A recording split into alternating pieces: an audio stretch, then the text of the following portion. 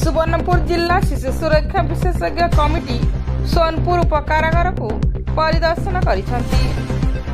विभिन्न समय रे कमिटी उपकारागार को परिदर्शन करती एवं ओडिशा सरकार को रिपोर्ट प्रदान करती। तेबे एही कमिटी ओडिशा सरकार गृह विभाग द्वारा मनोनीत होइथांती।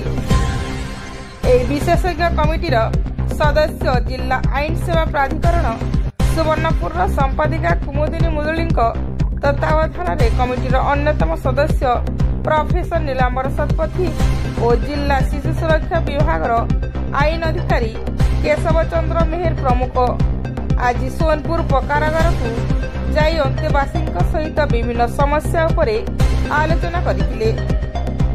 तेबे कौनसी मामला रे आईन सह द्वंद्व थिबा शिशु कारागार रे थिबा अन्य कैदी सहित रहउछन्ति कि नहीं कमिटी पक्षरु जांच करा जायतिला।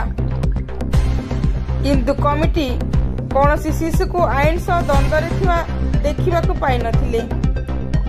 उक्त कारागार रे अध्यक्ष दिलेश्वर जेना परिदर्शन समय रे सहयोग करथिले। एही परिदर्शन द्वारा उपकारागार रे थिबा शिशु माने खुशी अनुभव करथिले। Bureau report.